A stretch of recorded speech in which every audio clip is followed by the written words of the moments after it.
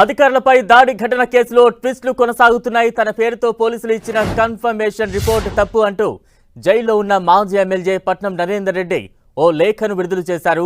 తాను కేటీఆర్ గురించి పోలీసులకు ఏమీ చెప్పలేదన్నారు. అసలు పోలీసులు తన నుంచి ఎటువంటి స్టేట్మెంట్ తీసుకోలేదని అందులో పేర్కొన్నారు. ఈ దాడి ఘటనపై నమోదైన రిమాండ్ రిపోర్ట్లో ఏముందో అసలు తనకు తెలియదన్నారు. తన అడ్వకేట్ కోరితే రిమాండ్ రిపోర్ట్ ఇచ్చారని ఆయన అన్నారు.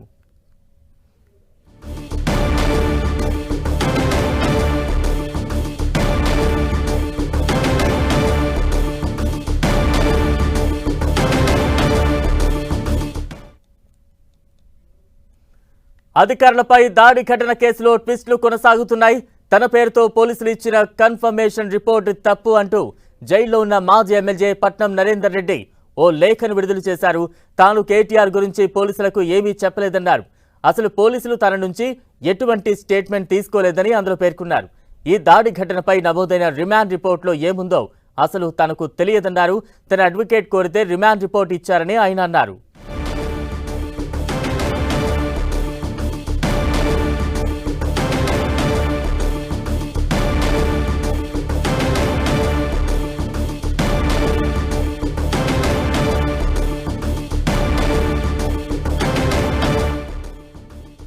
ప్రస్తుతం విజువల్స్ అయితే చూస్తూ ఉన్నాం. నిన్న నరేందర్ రెడ్డి ఇచ్చిన రిమాండ్ రిపోర్ట్ అంటూ కూడా దానికి సంబంధించిన విజువల్స్ అయితే ఒకవైపు మనం చూస్తూ ఉన్నాం. మరోవైపు మాజీ ఎమ్మెల్యే నరేందర్ రెడ్డి తాను జైలు నుంచి ఒక లేఖ రాశారు. తాను ఎటువంటి రిమాండ్ రిపోర్ట్లో తనకి సంబంధించి పోలీసులు ఎటువంటి సమాచారాన్ని సేకరించకుండానే వారు ఒక రిమాండ్ రిపోర్ట్ అంటూ కూడా విడుదల చేశారు. నా నుంచి ఎటువంటి వివరాలు సేకరించలేదు అంటూ కూడా ఆయన ఒక లేఖ విడుదల చేసిన లెటర్ అయితే ప్రస్తుతం ఒకవైపు విజువల్స్ చూస్తూ ఉన్నాం. మరోవైపు నిన్న పోలీసులు నరేందర్ రెడ్డి రిమాండ్ రిపోర్ట్ అంటూ కూడా రిలీజ్ చేసిన విజువల్స్ ఒకవైపు మనం చూస్తూ ఉన్నాం. ఆ రిమాండ్ రిపోర్ట్ సంబంధించిన దృశ్యాలు. మరోవైపు జైల్లో ఉన్న పట్నం నరేందర్ రెడ్డి ఒక లేఖ రాశారు. నా నుంచి పోలీసులు ఎటువంటి సమాచారాన్ని సేకరించకుండానే తమకు అనుకూలంగా కొన్ని అందులో రాశారు అంటూ కూడా ఆయన ఒక లేఖను విడుదల చేసిన దృశ్యాలు అయితే మరోవైపు మనం చూస్తూ ఉన్నాం.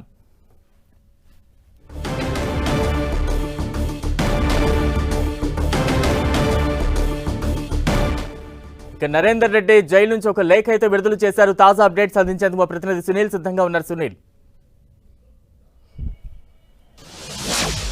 పట్నం నరేందర్ రెడ్డి జైలు నుంచి ఒక లేఖను విడుదల చేశారు. నిన్న పోలీసులు పేర్కొన్నటువంటి రిమాండ్ రిపోర్ట్లో పేర్కొన్న అంశాలకు తనకు ఎలాంటి సంబంధం లేదు.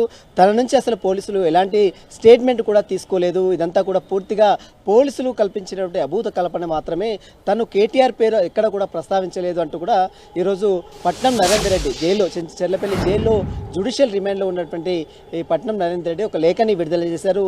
ఆ లేఖ అడ్వకేట్ ద్వారా ఈరోజు బయటికి రావడం జరిగింది. మరోవైపు పట్నం నరేందర్ రెడ్డి తనకు బెయిల్ మంజూరు చేయాలంటూ కూడా ఇప్పటికే వికారాబాద్ జిల్లా కోర్టులో బెయిల్ పిటిషన్ దాఖలు చేశారు. అట్ ద సేమ్ టైం అటు పట్నం నరేందర్ రెడ్డిని 7 రోజుల పాటు కస్టడీకి అనుమతి ఇవ్వాలంటూ కూడా అటు వికారాబాద్ పోలీసులు జైలు అటు కోర్టులో కస్టడీ పిటిషన్ దాఖలు చేశారు. దీనిపై సోమవారం రోజు కోర్టు విచారించే అవకాశం ఉంది. దీంతో పాటు ఈ ఎంటైర్ కేసు మొత్తం కూడా పూర్తిగా కొట్టివేయాలంటూ కూడా హైకోర్టులో సైతము క్వాష్ పిటిషన్ దాఖలు చేశారు. ఈ క్వాష్ పిటిషన్పై కూడా సోమవారం హైకోర్టు విచారించే అవకాశం. మొత్తం మీద 3 పిటిషన్లు, అటు బెయిల్ పిటిషన్ వైపు, కస్టడీ పిటిషన్ వైపు, మరోవైపు క్వాష్ పిటిషన్ వైపు, ఈ 3 పిటిషన్ల అంశాలకు సంబంధించిన దానిపై కూడా సోమవారం రోజు ఒక పూర్తి క్లారిటీ కూడా న్యాయస్థానాలు ఇచ్చే అవకాశం ఉంది. ఏది ఏమైనప్పుడు కూడా అటు అధికారులపై దాడులు చేయడం, అదేవిధంగా వారిపై రైతులను లోబడుచుకొని రైతులపై దురుద్దేశపూర్వకంగా దాడులు చేయాలని వారిని ప్రోత్సహించే విధంగా, వారిని రెచ్చగొట్టే విధంగా వీరందరూ కూడా వ్యాఖ్యలు చేశారు. వారిని మోటివేట్ చేశారు. దీంట్లో ప్రధాన సూత్రధారిగా ఉన్నటువంటి సురేష్, తన ప్రధాన అనుచరుడు పట్నం నరేందర్ రెడ్డి ప్రధాన అనుచరుడు, తన ఆదేశాల మేరకే సురేష్ అనేటువంటి వ్యక్తి ఇదంతా కూడా అమలు చేస్తాడని నిన్న పోలీసులు రిమాండ్ రిపోర్ట్లో పేర్కొన్నారు. అదే తరాలో సురేష్కు పట్నం నరేందర్ రెడ్డి దాదాపు 84 సార్లు కాల్ డేటాలో మాట్లాడినట్లు కూడా పోలీసులు కాల్ డేటాని, అదేవిధంగా CDR ఫైల్స్ని, వాట్సాప్ చాటింగ్ని మొత్తం కూడా కోర్టుకు సబ్మిట్ చేయడం జరిగింది. దీంతో పాటు అతనిపై అటెంప్ట్ మర్డర్ 109తో పాటు అదేవిధంగా కుట్రకోణం సంబంధించినటువంటి సెక్షన్స్, అదేవిధంగా కొన్ని మొత్తం ప్రభుత్వ ఆస్తులను ధ్వంసం చేసిన సెక్షన్స్, PDPP సెక్షన్స్ మొత్తం కూడా నమోదు చేశారు. ఈరోజు బెయిల్ పిటిషన్, అంటే తనకు ఈ కేసు నుంచి బెయిల్ మంజూరు చేయాలంటూ అటు పట్నం నరేందర్ రెడ్డి బెయిల్ పిటిషన్ దాఖలు చేయడం, అదేవిధంగా పోలీసులు కూడా ఇంకా అతని దగ్గర నుంచి మరిన్ని వివరాలు సేకరించిన అవసరం ఉంది కాబట్టి 7 రోజుల పాటు కస్టడీ కోరుతూ పోలీసులు కూడా కస్టడీ పిటిషన్ దాఖలు చేశారు. ఈ 2 పిటిషన్లపై కూడా సోమవారం విచారించే అవకాశం ఉంది. బలరాం, సునీల్, అంటే దాడి ఘటనకు సంబంధించి రిమాండ్ రిపోర్ట్లో పోలీసులు పొందుపరిచిన అంశాలు ఏంటంటే అక్కడ ఉన్నాయి. మరోవైపు పట్నం నరేందర్ రెడ్డి బహిరంగ లేఖ కూడా విడుదల చేశారు. ఆయన అందులో ప్రస్తావించిన అంశాలు ఏంటి? రెండిట్లో కంపారిజన్స్ ఏంటంటే కనిపిస్తూ ఉన్నాయి, వాస్తవాలు ఏంటి? పట్నం నరేందర్ రెడ్డిని నిన్న అటు కొడంగల్ కోర్టులో ప్రొడ్యూస్ చేశారు. ఆ కొడంగల్ కోర్టులో ప్రొడ్యూస్ చేసిన తర్వాత 14 రోజుల జ్యుడిషియల్ రిమాండ్ తరలిస్తూ చెల్లపల్లి జైలుకి తరలిస్తూ నిన్న కొడంగల్ కోర్టు మేజిస్ట్రేట్ ఆదేశాలు కూడా జారీ చేసింది. అయితే నిన్న పట్నం నరేందర్ రెడ్డి రిమాండ్ రిపోర్ట్లో అనేక అంశాలు కూడా పొందుపరిచారు. కేటీఆర్ ప్రోద్బలంతోనే తాను ఈ యొక్క ఆదేశాలు ఇచ్చినట్టు పట్నం నరేందర్ రెడ్డి ఒప్పుకున్నట్లు నిన్న రిమాండ్ రిపోర్ట్లో పోలీసులు పేర్కొన్నారు.